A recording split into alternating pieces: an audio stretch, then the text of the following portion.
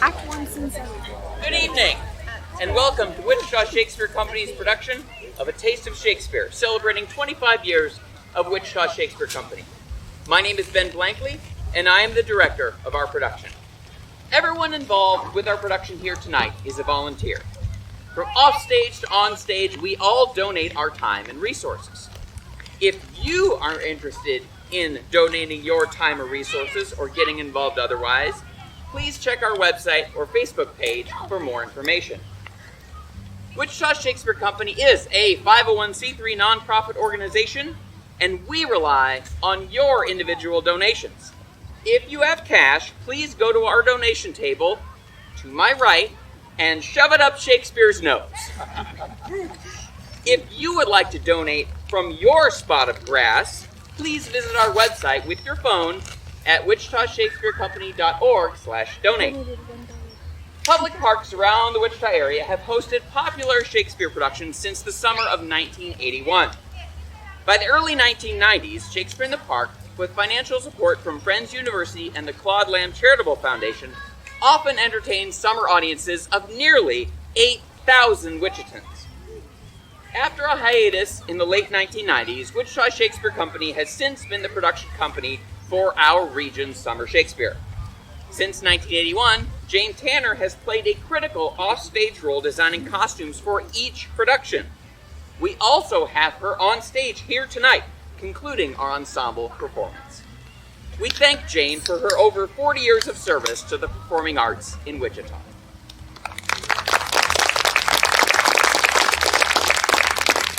Thank you for attending live theater here in South Central Kansas, and please enjoy A Taste of Shakespeare. As You Like It is a tale of two siblings, two dukes, who are at odds.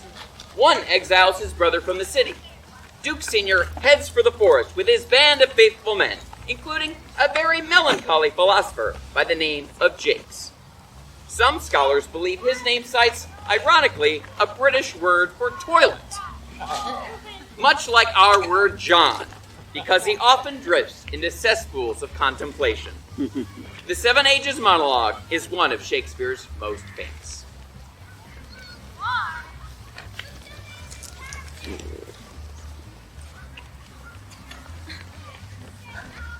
All the world is a stage, and all the men and women merely players.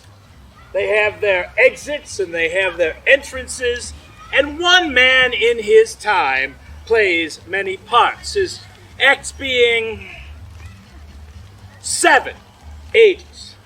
At first, the infant mewling and puking in the nurse's arms. And then the whining schoolboy with his satchel and shining morning face, creeping like snail, unwillingly to school. And then the lover, sighing like furnace with a woeful ballad made to his mistress' eyebrow. Then a soldier, full of strange oaths and bearded like the pard, jealous in honor, sudden and quick in quarrel, seeking the bubble, reputation, even in the cannon's mouth. And then the justice, in fair round belly, with good cape and lined, with eyes severe, and beard of formal cut, full of wise saws and modern instances, and so he plays his part. The 6th age shifts into the lean and slippered pantaloon, with spectacles on nose and pouch on side, his youthful hose, well saved, a world too wide for his shrunk shank, and his big, manly voice, turning again to childish treble, pipes and whistles in the sound. Last scene of all, that ends this strange, eventful tragedy, his second childishness, and near oblivion. Sans teeth, sans eyes, sans taste, sans everything.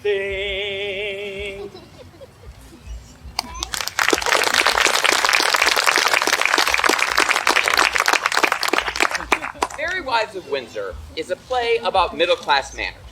Tradition says that after watching the Henry plays with Sir John Falstaff, Shakespeare's most comedic single character, Queen Elizabeth I requested that a play be written about Falstaff falling in love. Instead, Shakespeare wrote about the obese former knight's designs upon two witty wives, who in turn mock him through a series of comic circumstances. Mistresses Page and Ford, with the help of Mistress Quickly, keeper of the Boar's Head Inn, conspire against the overly self-assured Sir John. Oh, what, have I escaped love letters in the holiday time of my beauty, and am I now a subject for them? Oh, let me see. Ask me no reason why I love you, for though love use reason for his physician, he admits him not for his counselor. You are not young, no more am I. Go to, then, there's sympathy. You are married, so am I.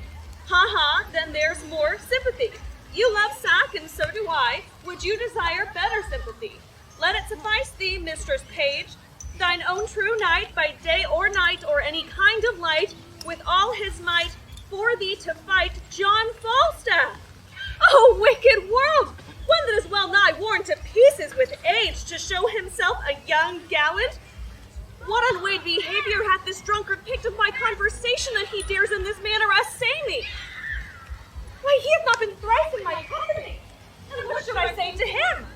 Why, I'll exhibit a bill in the Parliament for the putting down of men. How shall I be revenged on him? For revenged I will be, as sure as his guts are made of puddings. Mistress Page, trust me, I was coming to your house. And I was coming to you. You look very ill. Nay, I'll never believe it. I have to show to the contrary. Faith, but you do in my mind. Well, then I do. Yet I say I could show you to the contrary. Oh, Mistress Page, give me some counsel. What's the matter, woman?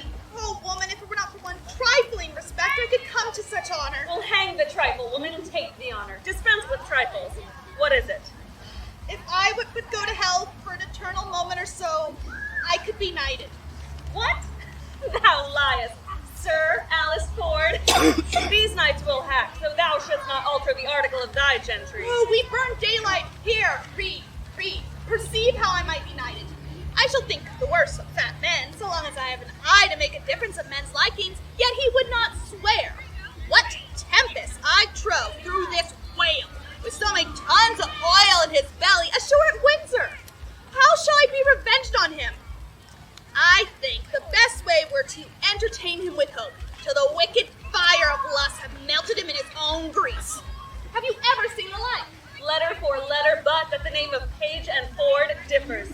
To thy great comfort in this mystery of ill opinions, here's the twin brother to thy letter.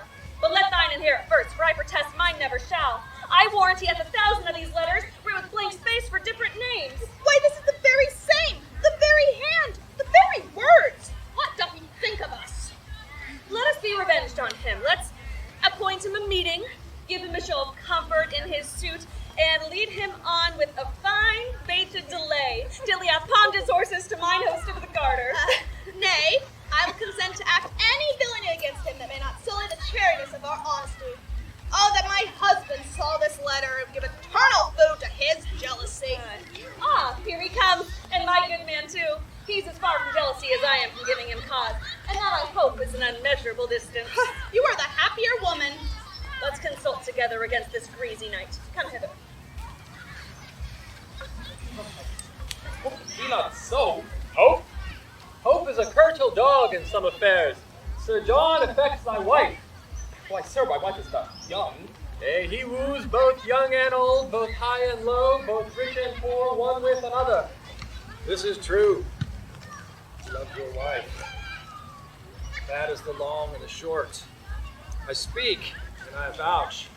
'Tis true.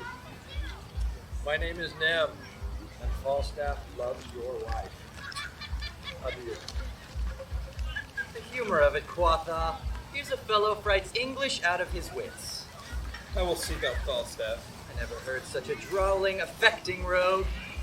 How now, Meg? Whither you go, George? Hark you. How now, sweet Frank? Why art thou melancholy? I'm melancholy. I'm not melancholy. Get you home. Go.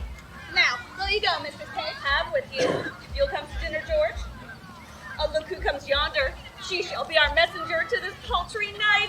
Trust me, I thought on her. She'll fit it. Oh, my gosh. You're here to see my daughter Anne? Yes. How does she? Go in with us and see. We have an hour's talk with you. Thank you. How now, Master Ford? You heard what this knave told me, did you not? Yes, and you heard what this other told me. But do you think there's truth in it? I do not think the knight would offer it. But these that accuse him of his intent towards our wives are a yoke of his discarded men. They were his men. Merry were they. Well, I could never the better for that. Does he lie at the garter? Aye, marry does he. If he should intend this voyage on my wife, I shall let her loose to him, and what he gets more of her than sharp words, let it lie on my head. I do not misdoubt my wife, but I'd loathe to turn them together.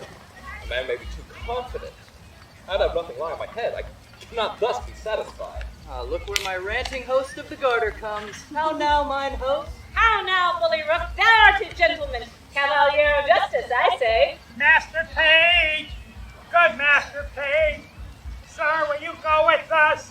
We have sport in hand.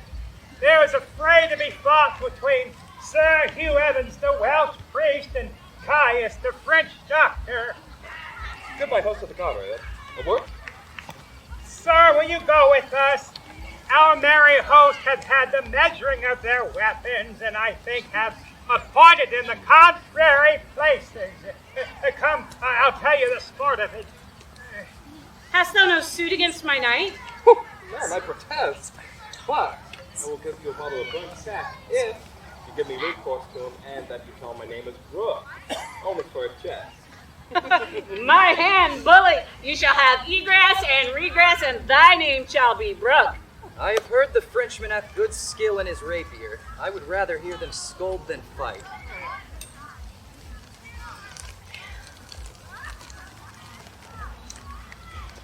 Though Pace be a secure fool and stand so firmly on his wife's frailty, I cannot put off my opinion so easily. She was there in his company at Page's house, and what they made there, I will not. So I will look further into it. Well, the sky to the sound falls down. If I find her honest, I lose down my labor. If she be otherwise, 'tis labor well bestowed.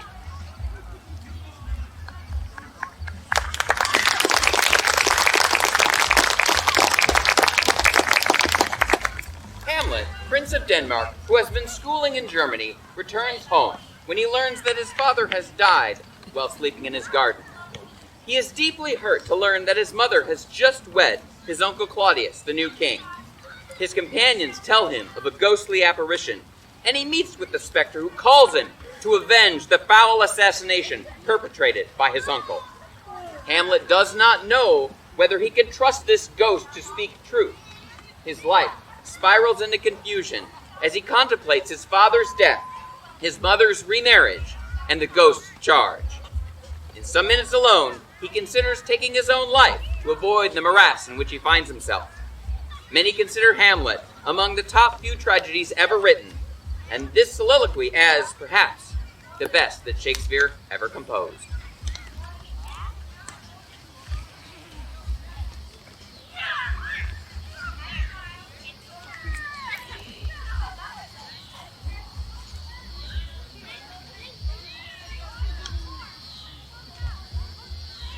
To be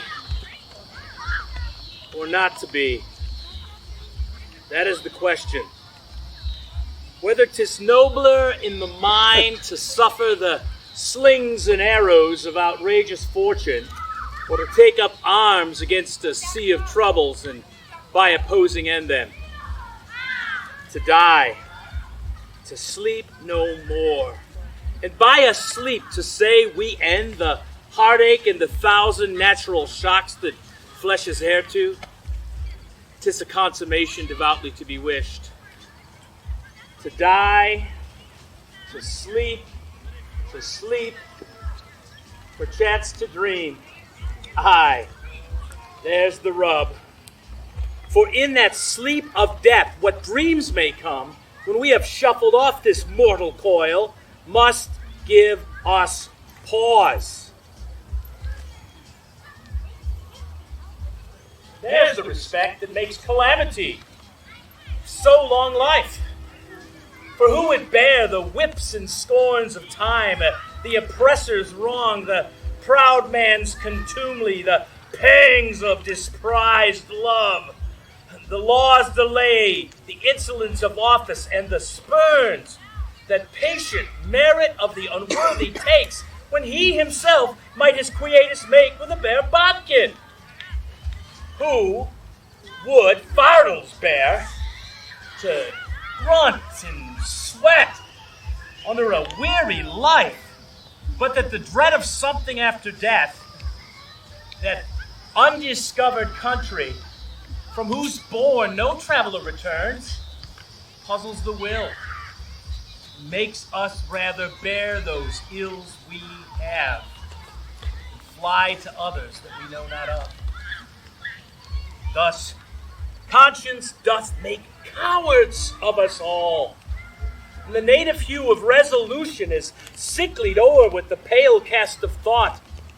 Enterprises of great pith and moment, with this regard their currents turn awry, lose the name of action.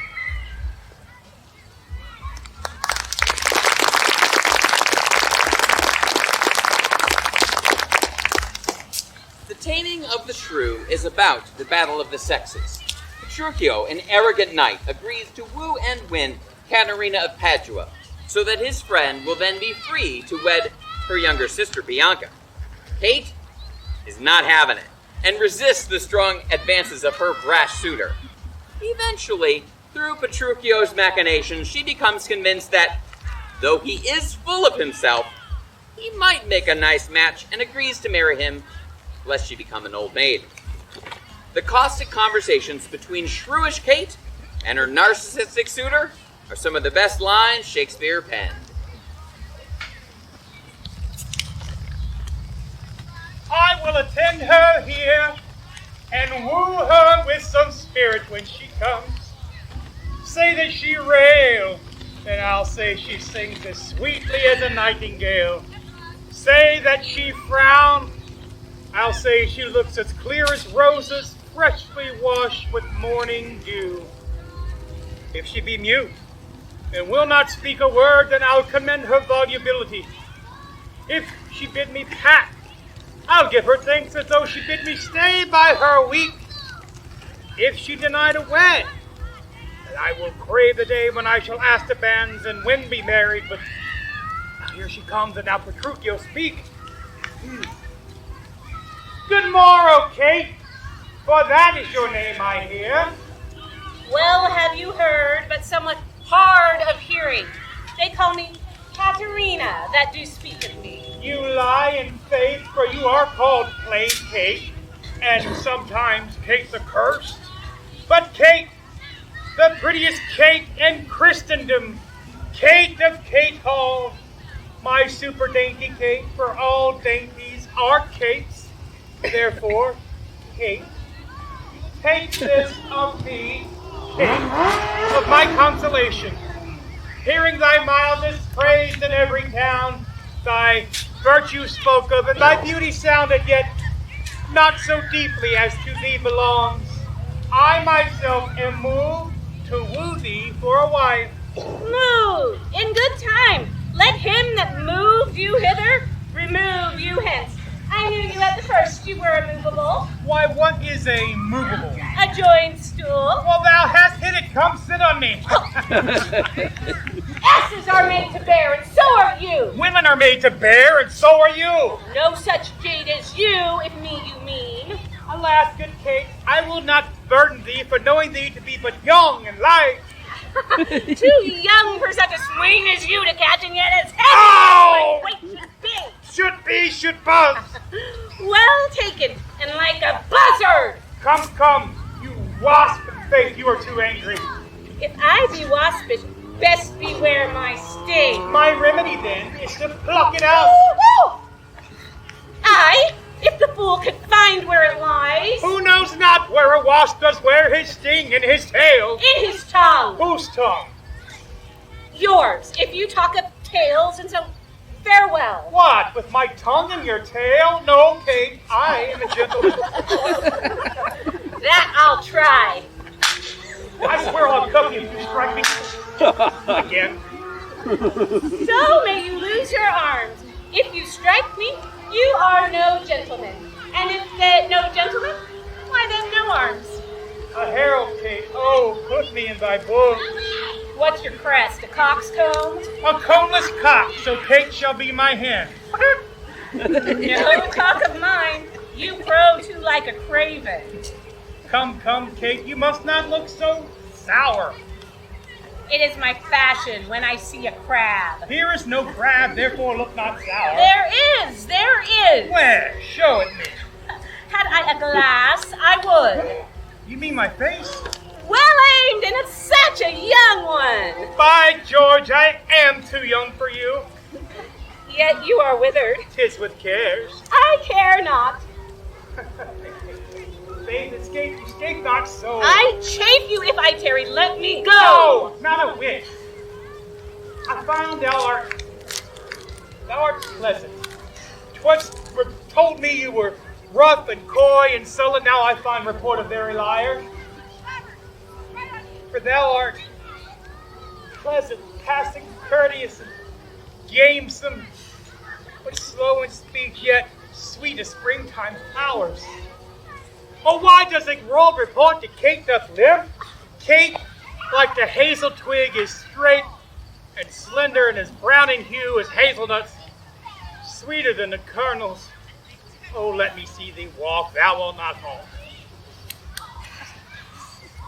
Where didst thou learn all this goodly talk?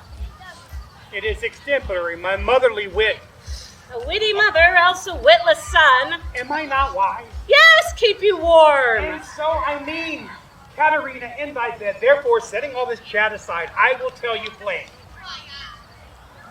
Your father hath given consent that you shall be my wife. Your dowry agreed on. Will you, nill you? I will marry you. But Kate, I am a husband for your turn. For by this light whereby I see thy beauty doth make me like thee well. You must marry no man but me, Kate. For Kate, I was born to tame you. To bring you from a wild case to a case as conformable as other household cases. Well, here comes your father. Never make denial. Kate, will and shall be my wife. Now, Signor Petruchio, how speed you with my daughter? How but 12, sir? How but 12? 'Twere impossible it should speed amiss. How now, daughter Katerina? Signor Dance? Call you me, daughter? I promise you have shown a tender fatherly regard to wish me to wed one half lunatic, a madcap ruffian, and a swearing jack who thinks with oaths to shade the matter out. Father, 'tis thus. Yourself and all the world that have spoken of her have spoken amiss. If she be cursed, it is for policy. She's not froward, but temperate as the morn. She's not hot, but modest as the dove. For patience she shall prove a second gristle. For chastity a Roman Lucrece. Therefore, being alone together, we have agreed that upon Sunday is our wedding day. I'll see thee hang Sunday first. I picture it, you. You said to see thee hang first. Is this your speeding? Nay, then good night our part. Oh, gentlemen, be patient.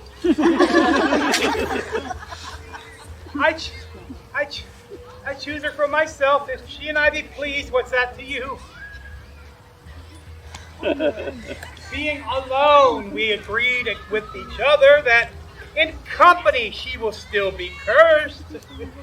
I tell you, it is incredible to believe how much she loves me. Oh, the kindest Kate. She hung about my neck, kiss on kiss. She vied so fast, protesting oath on oath, how in a twink she won me to her love.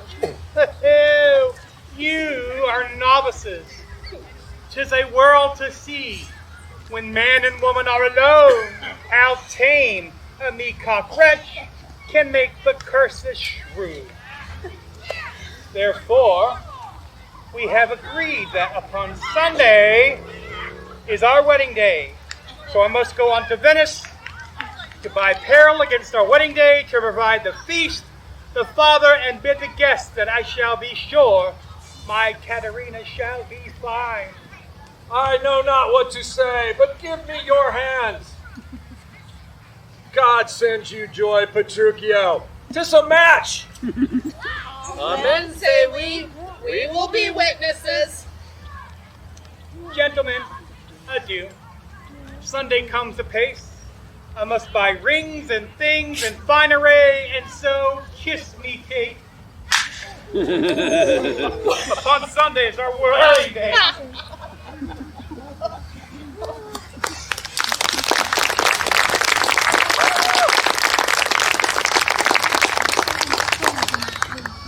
Macbeth, great general of Scotland, defends his King Banquo, his King Duncan admirably in battle against Norway.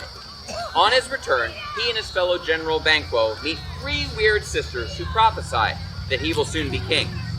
When he returns to his castle Inverness, his wife, who has pledged her heart to the forces of darkness, convinces Macbeth to kill King Duncan that night when he comes to stay with them. Macbeth reluctantly agrees, but battles with carrying out this act against God, nature, and Scotland up to the very moment he does it. Go! Bid thy mistress, when my drink is ready, to strike upon the bell. Get thee to bed. Is this a dagger that I see before me, a handle toward my hand? Come, let me clutch thee. I have thee not, yet I see thee still. Art thou not, fatal vision, sensible to feeling as to sight? Or art thou but a dagger of the mind, a false creation proceeding from the heat-oppressed brain? I see thee yet, in form as palpable as this which now I draw. Thou marshallest me the way that I was going, and such an instrument I was to use. Mine eyes are made the fools of the other senses, or else worth all the rest. I see thee yet, and on thy blade and dudgeon gouts of blood which was not so before. There's no such thing. 'Tis the bloody business which informs thus to mine eyes. Now, o'er the one half world, nature seems dead, and wicked dreams abuse the curtained sleep.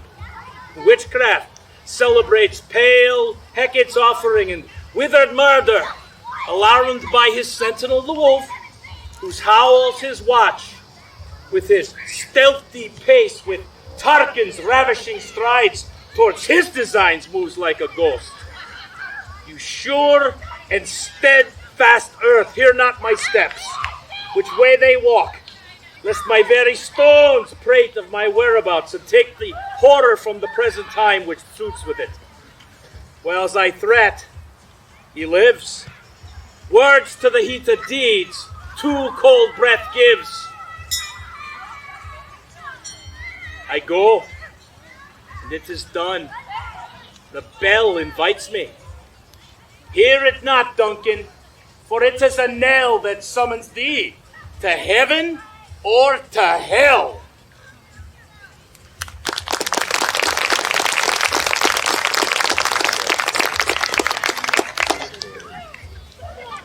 Midsummer Night's Dream, Shakespeare's most popular comedy, begins with Duke Theseus of Athens preparing to marry his bride, Hippolyta, Queen of the Amazons. He is asked to intervene in a planned marriage, which is being resisted. Two young couples, confused as to whom they half loved and now loved, head to the woods to avoid the situation. Oberon, the fairy king, after arguing with his wife Titania, commissions his servant Puck to find a flower, the juice of which causes one to love the first creature seen after waking. The magical drops stimulate new and strange passions in Titania and the young sleeping lovers. The queen falls madly in love with Bottom, a weaver, who has been magically turned into an ass. Later, when she awakes, she considers it all a dream and pledges her love to Oberon, and the young couples, too, have unraveled their confusions in love.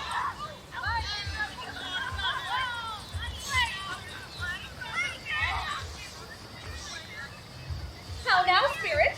Whither wander you? Over hill, over dale, through brush, through briar, over park, over pale, through flood, through fire. I do wander everywhere, swifter than the moon's sphere, and I serve the fairy queen to do her orbs upon the green. I must sit some dewdrops here, and hang a pearl in every cowslip's ear. Farewell now, lava spirits, all be gone. Our queen and all her elves come here anon. Oh, the king doth keep his revels here tonight. Take heed the queen come not within his sight. For now they never meet in grove or green, by fountain clear or spangled starlight sheen. But they do swear that all their elves for fear creep into acorn cups to hide them there. Either I mistake your shape and make it quite, or you're that shrewd and knavish sprite called Robin Goodfellow. Are you not she that writes the maidens of the villagery? Those that hobgoblin call, and sweet Puck, you do their work and they shall have good luck. Are you not she? Thou speakest aright. I am that merry wanderer of the night. I jest to Oberon and make him smile when I a fat and bean-fed horse beguile, neighing in the very likeness of a filly foal. And sometimes lurk I in a gossip's bowl, in the very likeness of a roasted crab. And when she drinks against her lips I bob, and upon her withered dewlap pour the ale. The wisest aunt, telling the saddest tale, sometime for 3-foot stool mistaketh me. So then slip I from her bum, and down topples she, and Taylor cries, and falls into a cough, and all the choir hold their hips and laugh and waxen in their mirth and knees, and swear a merrier hour was never wasted there.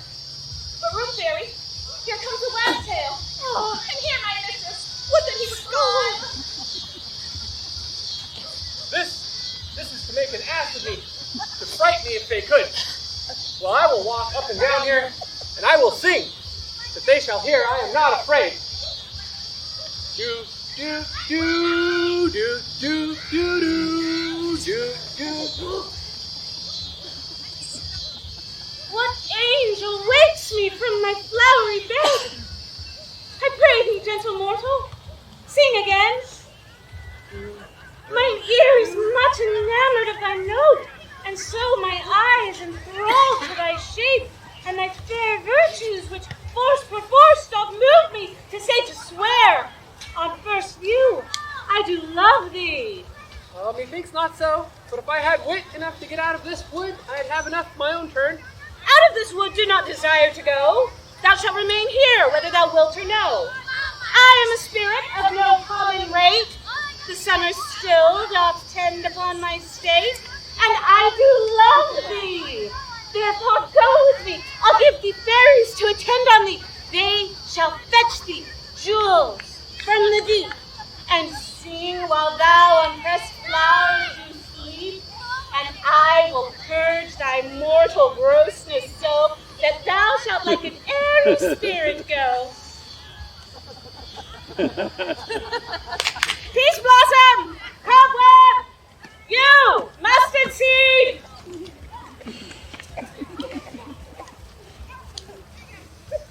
Ready. And I. Where shall we go? Be kind and courteous to this gentleman.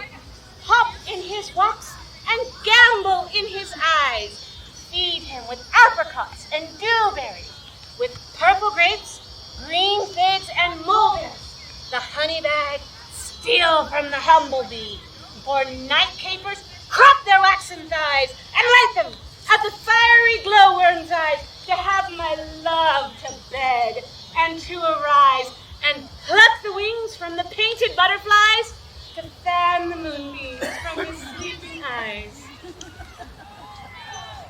Nod to him, elves, do him courtesies. Hail mortal. Hail. I cry your worship's mercy heartily. I beseech your worship's name.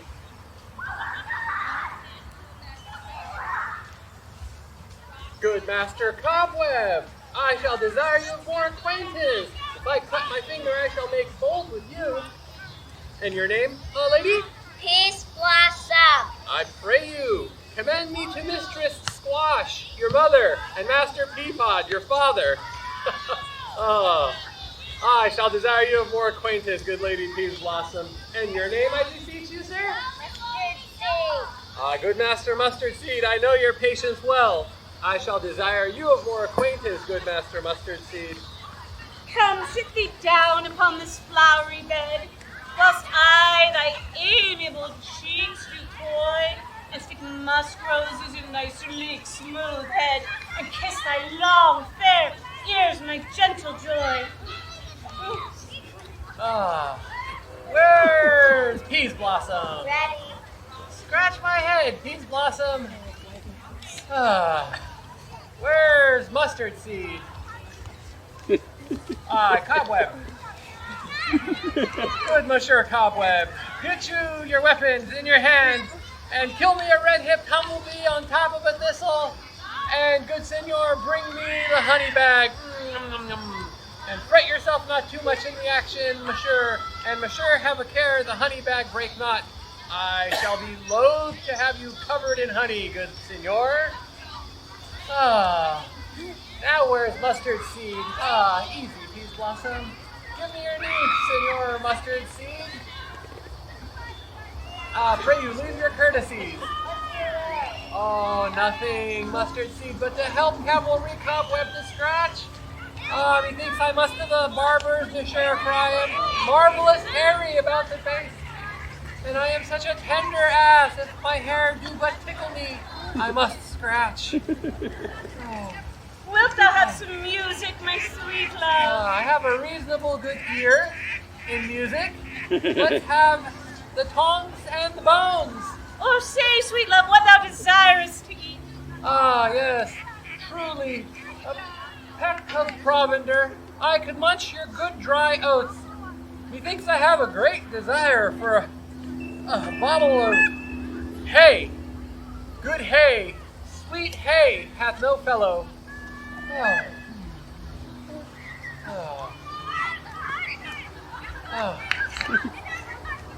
Sleep thou. Let none of your people stir me. I shall desire to sleep. Sleep thou, and I will wind thee in my arms. Fairies be gone, and all ways away. So doth the woodbine the sweet honeysuckle gently interest. The female ivy so enrings the barky fingers of the elm. Oh, how I love thee! How I dote on thee!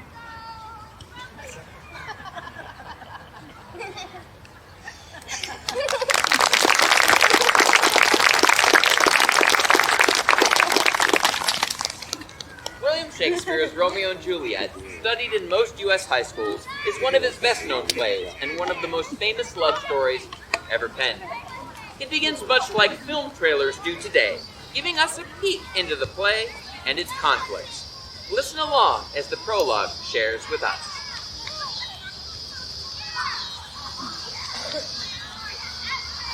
Two households, both alike indignant, in fair Verona, where we lay our scene. From ancient grudge break to new mutiny, where civil blood makes civil hands unclean.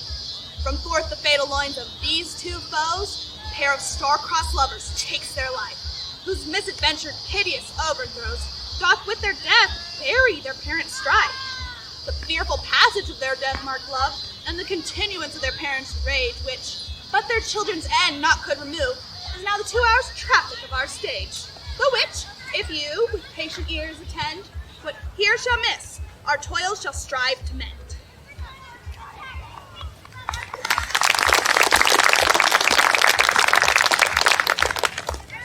After a public insult by the Dauphin, the French crown prince, Henry V of England invades France to take the throne to which he has a distant lineal right.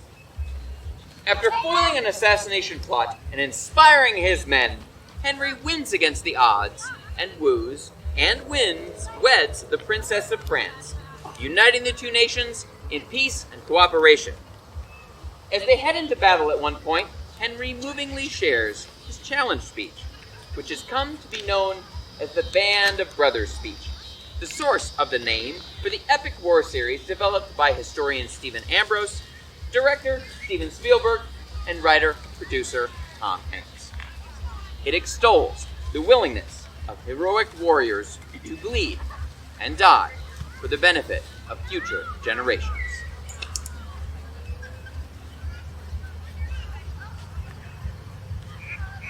What's he that wishes so? My cousin, Westmoreland? No, my fair cousin. If we are marked to die, we are enough to do our country loss. And if to live, the fewer the men, the greater the share of honor. God's will, I pray thee, wish not one man more. By Jove, I am not covetous for gold. It yearns me not if men my garments wear. But if it be a sin to covet honor, then I am the most offending soul alive. No, faith, good cause, wish not a man from England. I would not lose so great an honor as methinks one man more would share with me for the best hope I have. Oh, do not wish one more. Rather, proclaim it, Westmoreland, through my host, that he that hath no stomach to this fight, let him depart. His passport shall be made, and crowns for his convoy put into his purse. We would not die in that man's company, who fears his fellowship to fight with us. Today is called the Feast of St. Crispin. He who outlives this day and goes safe home will rouse him when the day is named, and stand a tiptoe. He who outlives this day and sees old age will yearly on the vigil feast his neighbors, and say, tomorrow is St. Crispin's day.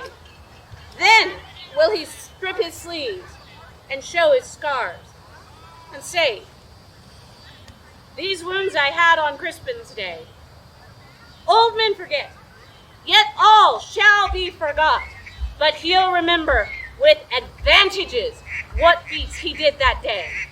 Then shall our names, familiar in his mouth as household words, Harry the King, Bedford and Exeter, Warwick and Talbot, Salisbury and Gloucester, be in his flowing cup freshly remembered.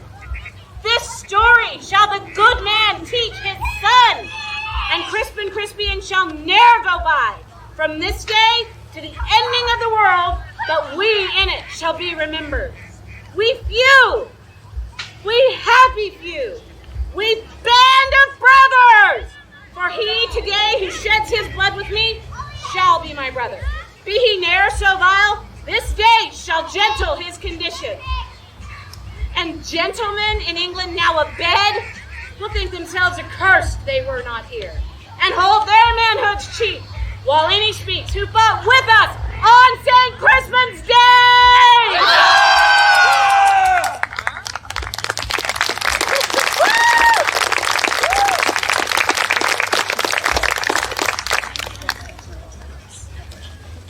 King Lear of England, likely in the 70s, decided to split his kingdom among his 3 daughters. 2 of his daughters schmooze him, telling him exactly what he wants to hear. His youngest refuses to exaggerate her love for him and ends up exiled with some of his faithful knights. The other 2 daughters split the kingdom and begin a systematic campaign to destroy and shred any remaining significance or power that Lear and his retinue might expect. In response, he viciously curses his oldest daughter, Goneril. Here, nature, here! Dear goddess, here! Suspend thy purpose, if thou didst intend to make this creature fruitful.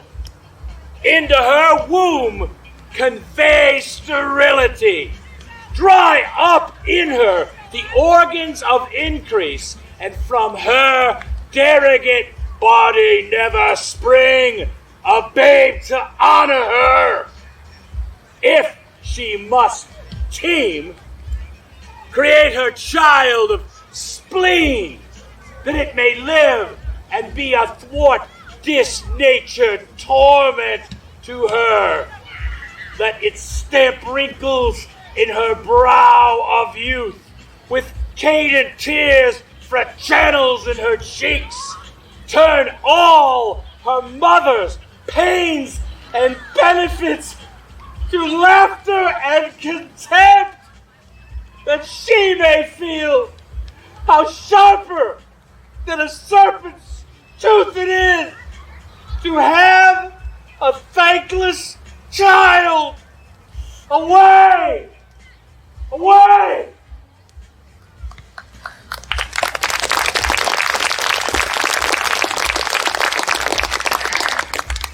In what is probably Shakespeare's first play, Two Gentlemen of Verona, a pair of friends who live in the town near Venice, Italy, talk about life and love. Valentine goes to seek his fortune in Milan. His friend Proteus follows a bit later and believes he's fallen in love with Sylvia, Valentine's girl. He forgets his commitment to his love Julia back home in Verona, who later dresses as a boy and comes to find him, unleashing plenty of confusion and frustration. Of course, it all works out in the end, and the couples are reunited. The clown launches speech with his talented dog is among the most comic in Shakespeare. Let's enjoy it together.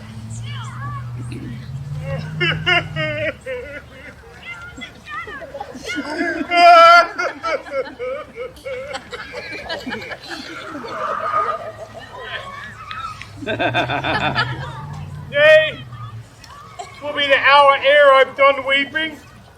All of our lances have this very thought. I have received my proportion like the prodigious sun, and to go with Proteus to the Imperial's court. I think Crab, my dog, be the sourest natured dog that lived. My father crying, my mother weeping, my sister howling, the maid wailing, the cat wringing her hands at our house in a great perplexity. Did yet this cruel-hearted cur shed one tear? He is a stone, a very pebble stone, and has no more pity in him than a dog. Why, my grandam, having no eyes, look you, wept herself blind at my parting. See, I'll show you the manner of it.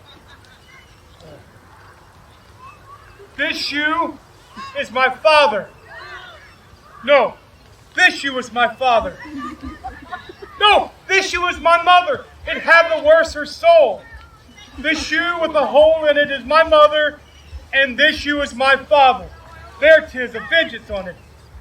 And this hat is Nan, our maid, and I am the dog. No, the dog is me, and I am the dog. No, the dog is himself, and I am the dog. There 'tis. Yeah. Come I to my father. Father, your blessings. Now should the shoe not speak a word for weeping, well, I go to kiss my father, and well, he weeps on. Now come I to my mother, and should not the shoe speak like a stone woman? And I kiss my mother, and oh, there's my mother's breath up and down. Now the dog all this while sheds not one tear or speaks one word, but see how I lay the dust with my tears.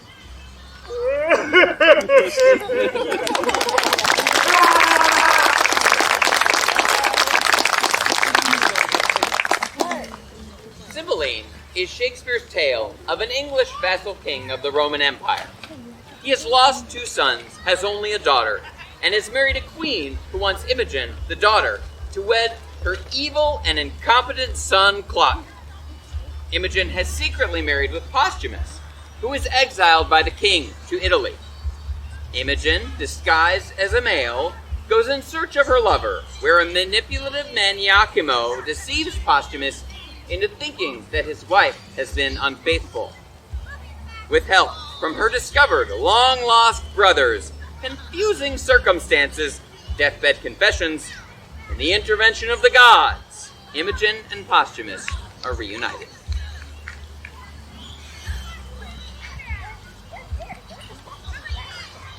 I see a man's life is a tedious one. I've tired myself, and for 2 nights together have made the ground my bed. I should be sick, but that my resolution helps me.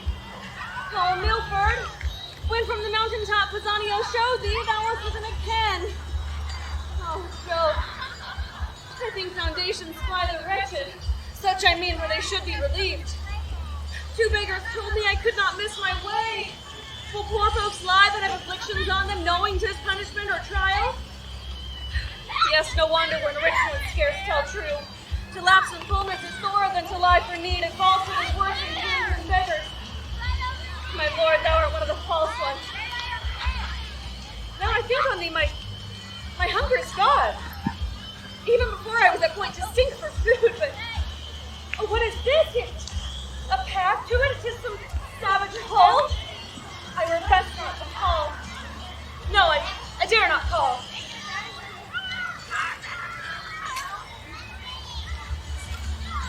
Call? No answer? Well, then I'll enter.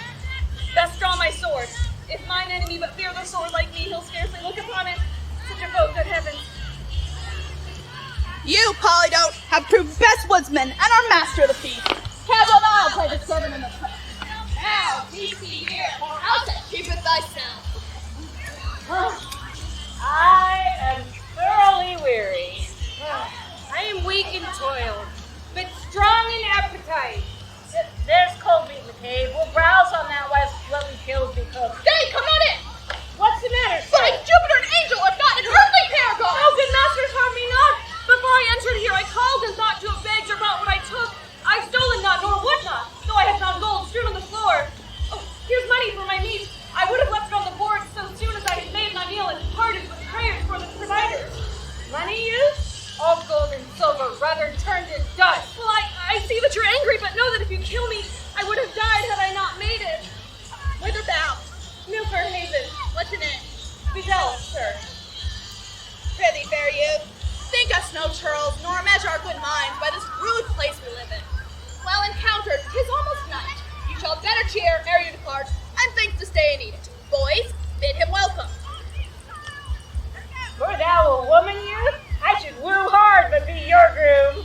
I mistaketh my comfort. He is a man. I shall love him like my brother. Be sprightly, for you fall amongst friends. Boys, we'll go dress our hunt. There you come in. Discourse is heavy, pleading. When we have supped, we'll mannerly demand thee of thy story, so far as thou wilt speak it. Draw near.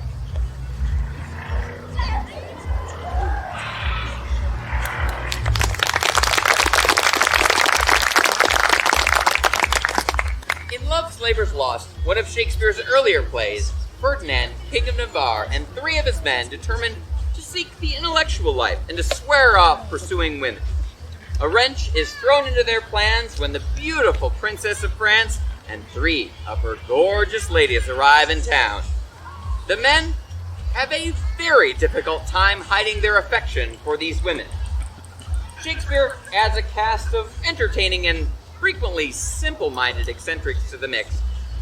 Connecting the 2 groups is a Spaniard, Don Adriana de Armado, who makes no pretensions that he has but one goal: to woo women.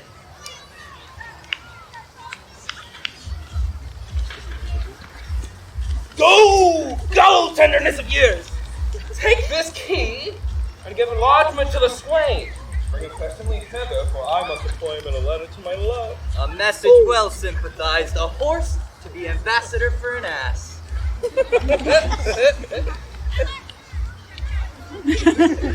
What sayest thou? Very, sir, you must send the ass upon the horse, for he is very slow gaited. But I go. Well, the way is but short. Away. As swift as lead, sir. My meaning pretty ingenious. It's not that a metal heavy, dull, slow. Mean you may, honest master, rather master. No! Well, I say let it slow. You are too swift, sir, to say so. Is that lead slow which is fired from a gun? Sweet stuff of rhetoric. He reputes me a cannon, and the bullet, that's he, I shoot thee at the swain. Bump then, and I flee!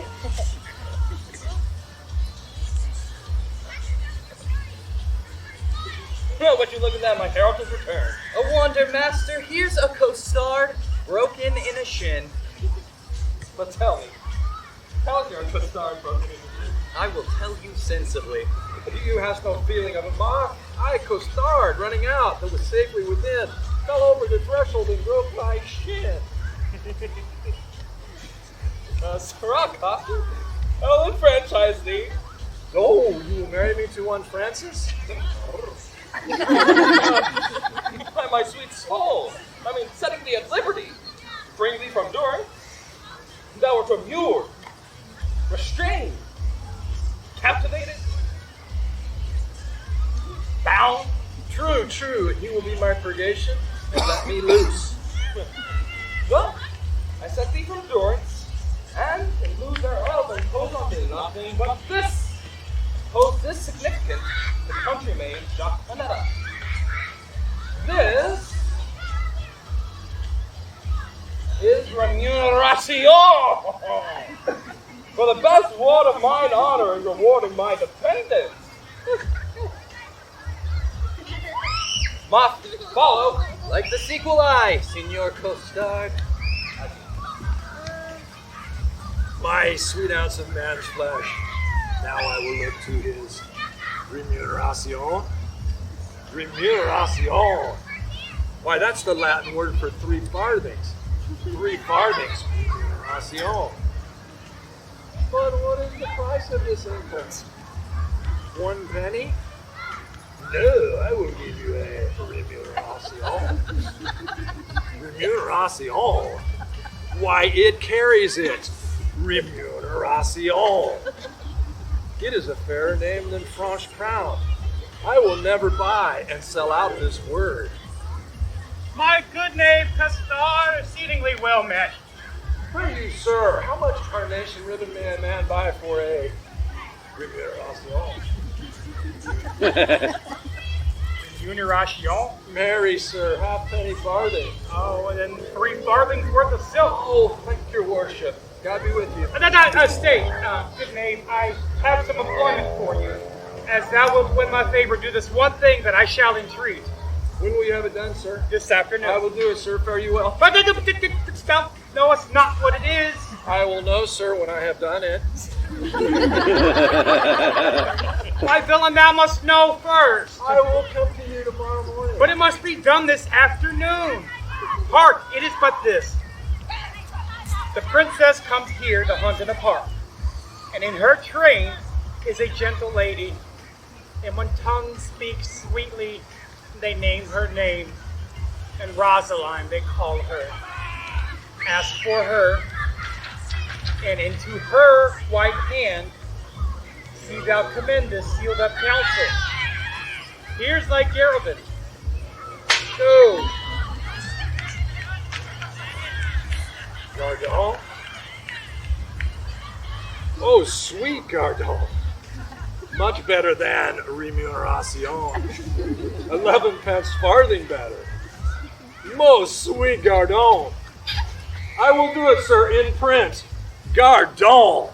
Remuneration. And I, forsooth in love, I that have been love's whip, this wimpled, whining, purblind, wayward boy, this senior, junior, giant, dwarf, Dan Cupid, regent of love rhymes, lord of folded arms, one appointed sovereign of groans and sighs and liege of loiterers and malcontents, dead prince of plackets, king of cod pieces, a greater general, trotting imperators. Oh, my little heart. What I love, I see, I sue. I seek a wife. Nay, to perjure is the greatest of all, and among three to love, the worst of all, a whitely wanton, with a velvet brow and 2 pitch balls stuck in her face for eyes. And I, to sigh for her, to watch for her, to pray for her. Oh, 'tis a plague that Cupid will impose for my neglect of his one almighty little mite. Well, I will love, sigh, pray, and groan. Some men must, my lady, and others Joan.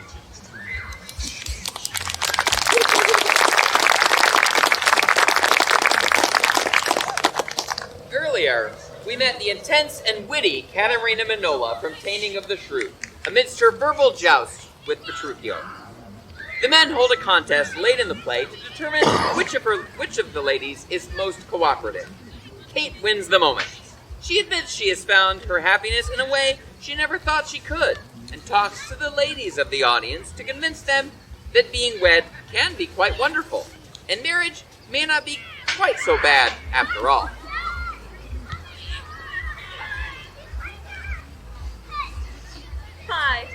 Fie, unknit that threatening, unkind brow, and dart not scornful glances from those eyes to wound thy lord, thy king, thy governor. If lost thy beauty as frost do bite the meads, confounds thy fame as whirlwind shake their buds, and in no sense is meet or amiable. A woman moved is like a fountain troubled, muddy, ill-seeming, thick, bereft of beauty. And while it is so, none so dry or thirsty will deign to sip or touch one drop of it. Thy husband is thy lord, thy life, thy keeper, thy head, thy sovereign, one that cares for thee and for thy maintenance, commits his body to painful labor both by sea and land, to watch the night in storms, the day in cold, whilst thou liest warm at home, secure and safe, and craves no other tribute at thy hand but love, fair looks, and true obedience. Too little payment for so great a debt. Such duty the subject owes the prince, even such a woman oweth to her husband. And when she is froward, peevish, sullen, sour, and not obedient to his honest will, what is she but a foul contending rebel, and a graceless traitor to her loving lord?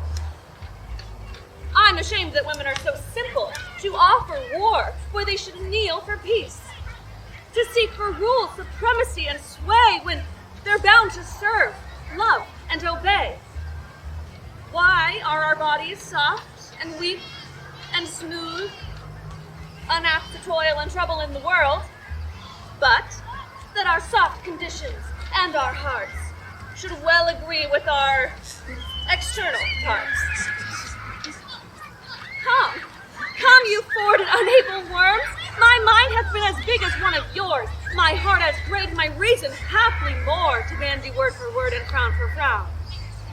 For now I see our lances are but straws, our strength as weakness, our weaknesses past comparing to be seeming that most which we indeed least are. So then veil your stomachs, for it is no boot, and place your hand below your husband's foot, in token of which duty, if ye please, my hand is ready. May it do him ease.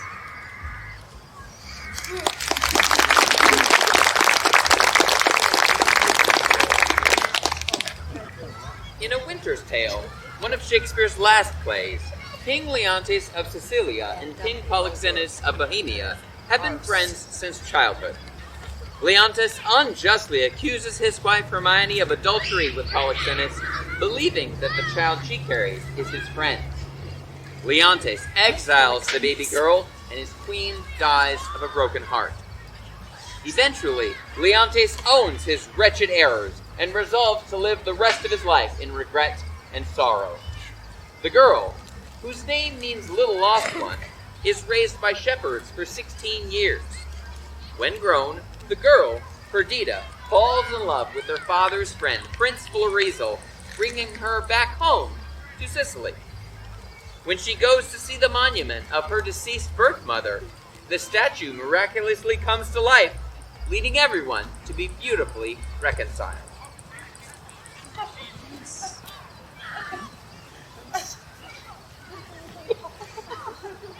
Take the boy to you. He troubles me so, 'tis past enduring. Come, my gracious lord, shall I be your playfellow? No, I'm none of you. Why not, my sweet lord? You'll kiss me hard and speak to me as if I were a baby still. Oh, I love you better. And why so, my lord? Oh, not for because your brows are blacker. Yet black brows, they say, become some little best. Needing a semicircle or a half-moon maid. You with them. And who taught you that? I learned it out of women's faces. Right now, what color are your eyebrows? Blue, my lord. Nay, that's a mock. I've seen a lady's nose that's been blue, but never her eyebrows. Hark ye, the queen your mother rounds apace. We shall present our services to a fine new prince one of these days, and then you'll want on us if we would have you. She is spread as of late into goodly bulk. Good time entertain her. What wisdom stirs amongst you? Come, good sir, now I implore you again, come sit down and tell us a tale. Merry or sad shall it be? As merry as you will. Oh, a sad tale's best for winter. I have one of sprites and goblins. All right, let's have that then. Sit down and do your best to frighten me with your sprites. You're powerful at it. There was a man dwelt Sit down, then on. dwelt by a churchyard. I will tell quietly. Young crickets shall not hear it. All right, then. Give me a minute. Was Camilo with him, his train met there? Behind the clumps of pines I spied them. Never saw men, never so on their way. I eyed them even to their ships. Now blessed am I in my just censure, in my true opinion. Camilo was his helpiness, his pander. There was a plot against my life, against my crown. That false villain that was employed by me was pre-employed by him. He has discovered my design, and I remain but a pinched thing, yea, a merry trick for them to play at will. How came the postern so easily opened? By her great authority, which hath no often less prevailed than so on your command. I know it well. Give me the boy. I am glad you did not nurse him. Though he does bear some signs of me, you have too much blood in him. What is this, sport? Take him away. He shall not come about her. Bear the boy hence, and let her sport herself with what she's big with. 'Tis Polyxenus that made thee swell thus. Moreover, she's an adulteress. Should a villain say so? The most replenished villain in the world, he were as much more villain. You, my good lord, but do mistake. You have mistake, my lady.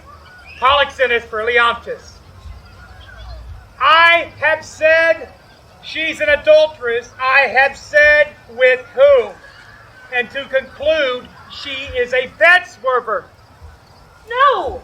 By my life privy to none of this. How will this grieve you when you shall come to clearer knowledge that you have thus published me? Good my lord, you scarce can write me thoroughly than to say you did mistake. Shall I be heard? There's some ill planet reigns. I must be patient till the heavens look with an aspect more favorable.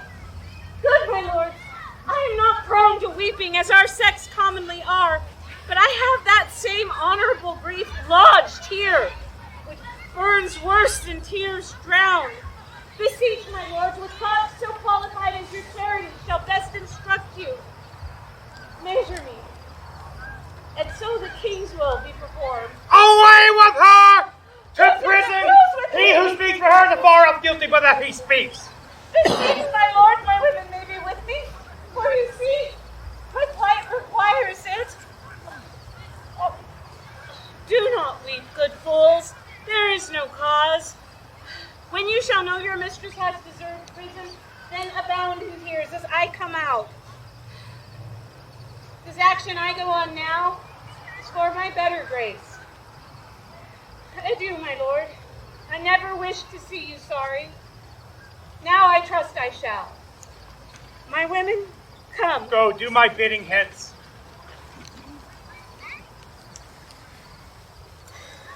Beseech your highness. Hold the feet again. Be certain what you do, sir. For her, my lord, I dare my life lay down and will do it, sir. For every inch of woman in the world, aye, every dram of woman's flesh is false, if she be. What, lack I credit? I had rather you did lack than I, my lord, upon this ground. Then for greater confirmation, I have dispatched in post to sacred Delphos, Apollo's temple, Cleomenes and Dion, whom you know of stuff sufficiency. Now from the oracle thou shalt bring all whose spiritual counsel had stopped or spur me. Have I done well? Well done, my lord. Though I'm satisfied and you know more of what I know, the oracle shall give rest to the minds of others whose ignorant credulity will not come up to the truth.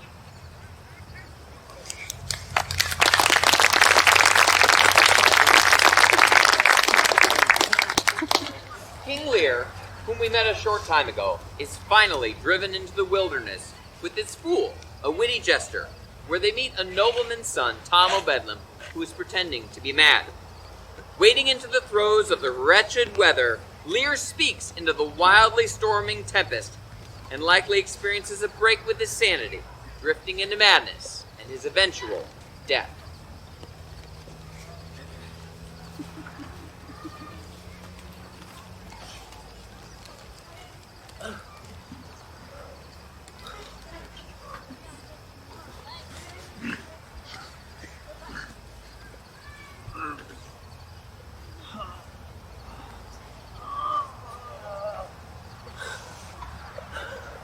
Blow! Winds! Crack your cheeks!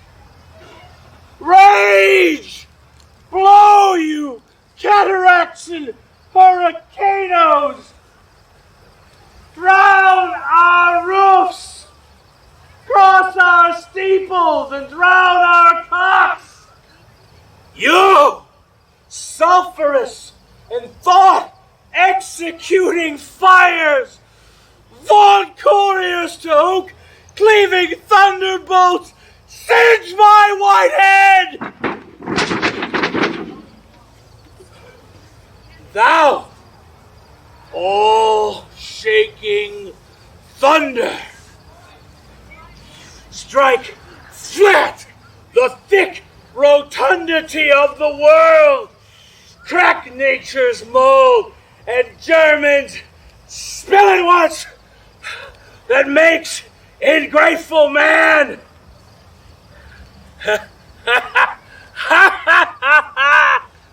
Rumble thy belly falls. Spit fire. Spout rain. Nor rain, nor wind, nor thunder, nor fire are my daughters. I charge not you, you elements, with unkindness. I never gave you kingdom, called you children. You owe me no subscription. Then let fall thy hideous pleasures. Here I stand, an old, weak, infirm, and distressed old man. But I call you servile ministers, that with a pair of pernicious daughters have joined thy high engendered battles against the head so old and white as this.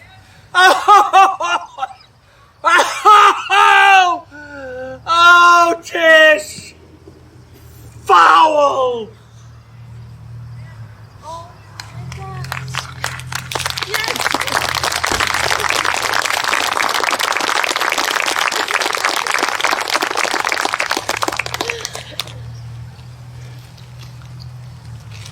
We return to A Midsummer Night's Dream to celebrate the marriage of Duke Theseus to Queen Hippolytus. A group of 6 amateur actors, all of whom are tradesmen, collaborate to put on a play. Though the primary actor, Nick Bottom, is extremely confident and the others somewhat insecure, they forge ahead. The 2 young lovers of a story communicate through a hole in a wall to the light of a lantern before a roaring lion scares them apart. The group's efforts are accompanied by the ongoing comments of the king and queen, who find the experience quaint, though with much need for improvement.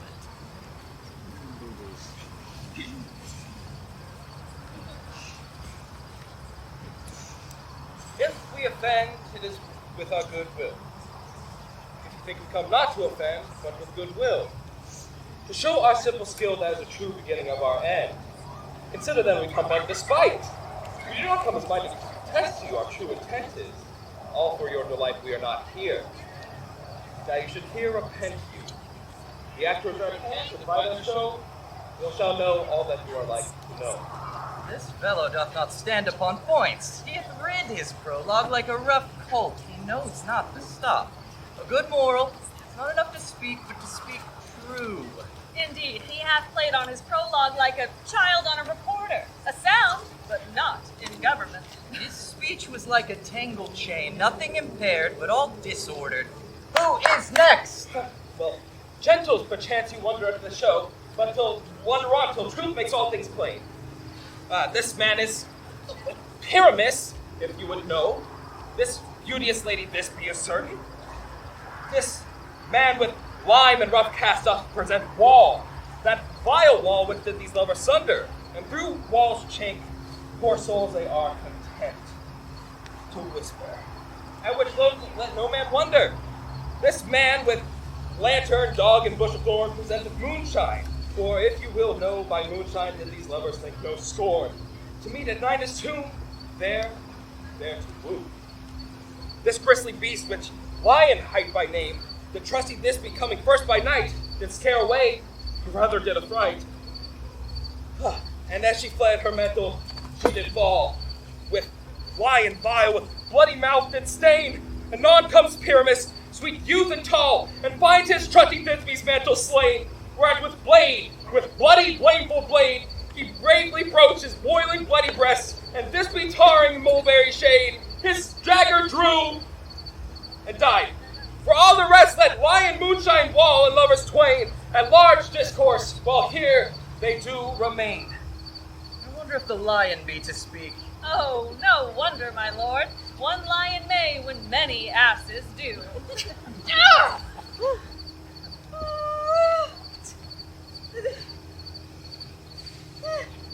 In this same interlude, it doth befall that I, one snout by name, present a wall.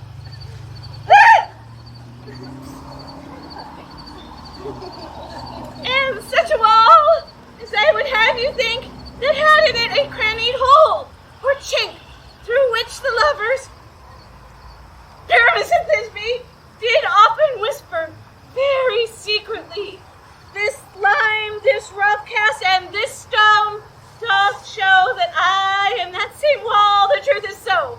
And this the cranny is, right and sinister, through which the lovers are to whisper. You desire lime and hair to speak better?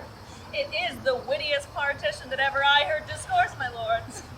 Pyramus draws near the wall, silence! Grim look at night. Oh, night, which hue so black. Night which ever art when day is not. Oh night, alack, alack, alack. I fear my Thisbe's promise is forgot. And now, oh wall, oh sweet, oh lovely wall, which stands between her father's ground and mine. Thou wall, O wall, which sweet and lovely wall, show me thy chink to blink through with my knife. Thanks, courteous wall. Jove shield thee well for this. But what see I? No Digby do I see. Oh, wicked wall, through whom I see no bliss. Cursed be thy stones for thus deceiving me. The wall methinks being sensible should curse again. Oh, no, in truth, deceiving me is Digby's cue. She's to enter now. I am to spy her through the wall. Wall fall pat, as I told you. You shall see. Yonder she comes. Oh, wall, full often hast thou heard my moans, for parting my fair Pyramus and me. My cherry lips have often kissed thy stones with lime and pear knit up in thee. I see a voice. Now will I to the chink to spy, and I can hear my Digby's face. Is he? My love, thou art my love, I think. Think what thou wilt. I am thy lover's grace, and like Lynander am I trusty still. And I like Helen, till the fates me kill. Not Shaphalus to Protros so true. As shaftless to Procris, I to you. Oh, kiss me through the hole of this vile wall. I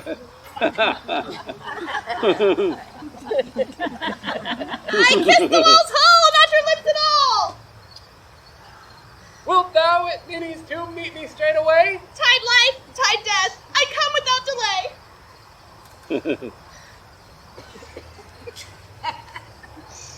Thus have I won my part discharged so, and be done thus well away go.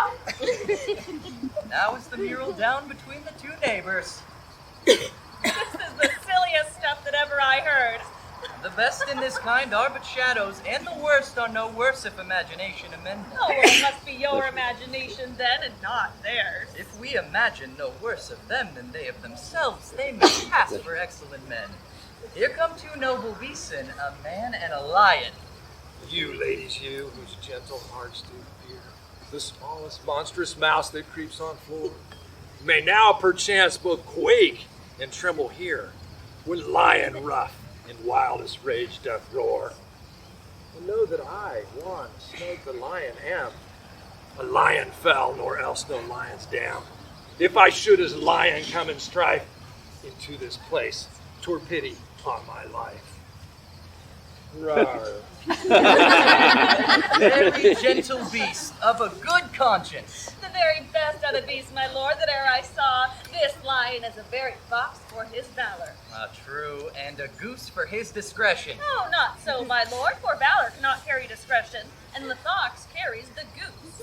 His discretion, I am sure, cannot carry his valor, for the goose carries not the fox. It is well. Let's leave it to his discretion, and listen to the moon. This lantern doth the horned moon present. He should have worn the horns on his head. He is no crescent, and his horns are invisible within the circumference. This lantern doth the horned moon present.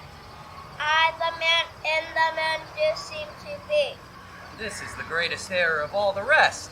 The man should be put into the lantern. How else is it the man in the moon? I'm weary of this moon.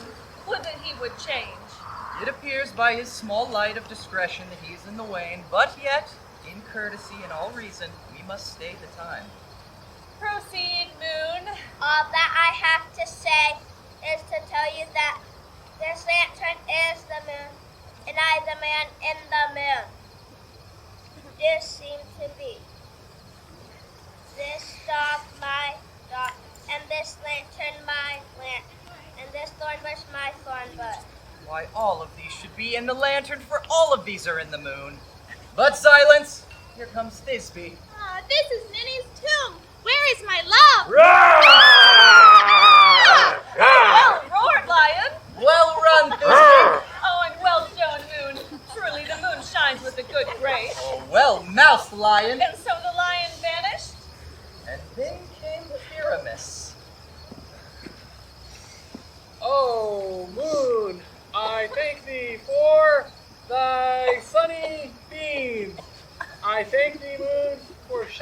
shining now so bright.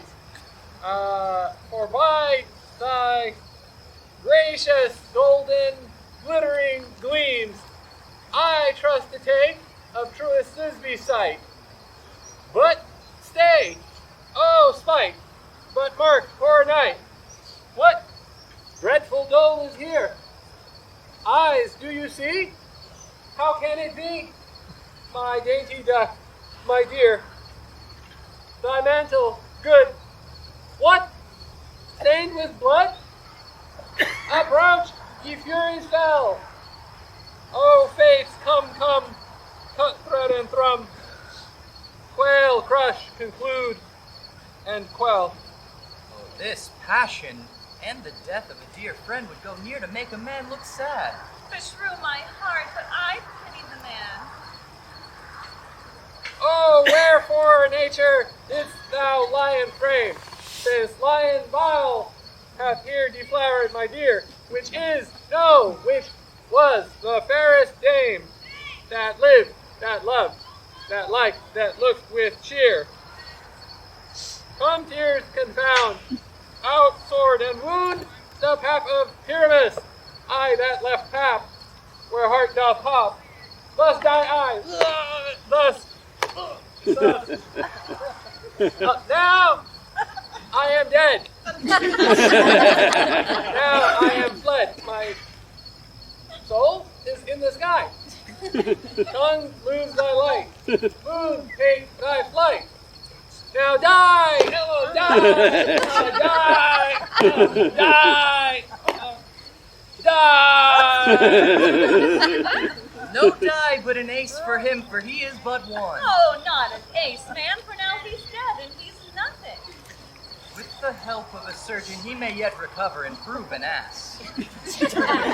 How chance moonshine is gone before Thisby comes back to find her lover? She shall find him by starlight. Here she comes now, and her passion ends the play. Well, methinks she should not use a long one for such a Pyramus. I hope she will be brief. She hath spied him already with those sweet eyes. And thus she means, Belsan. What, asleep, my love? No, dead, my dove? Oh, Pyramus, arise! Speak! Quite dumb. A tomb must cover thy sweet eyes. These my lips, this chattering nose, these yellow cowslip cheeks are gone. Lovers make moans. His eyes were green as leeks. Oh, sisters three, come to me, with hands as pale as milk. Lay them in gore, since you have shore, with shears his thread of silk. Come, trusty sword. Come blade, my breast subdue. And farewell, friends, thus Thisby ends. Adieu. Moonshine and lion are left to bury the dead. Aye, and Wall too. Nay, assure you, that wall, that part of their father, is down. Will it please you to see the epilogue, or to hear a bergamot dance between two of our company? No epilogue, I pray you, for your play needs no excuse, never excuse. For when all the players are dead, there need none to be blamed. Mary, if he that had writ it had played Pyramus and hanged himself in Thisby's garter, it would have been a fine tragedy. But so it is truly, and very notably, discharged.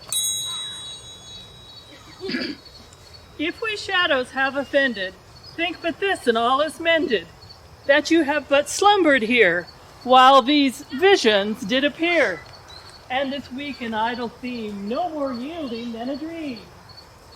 Gentles, do not reprehend, if we pardon we will mend, else the buck a liar call. And so good night unto you all. Give me your hands if we be friends, and Robin will restore amends.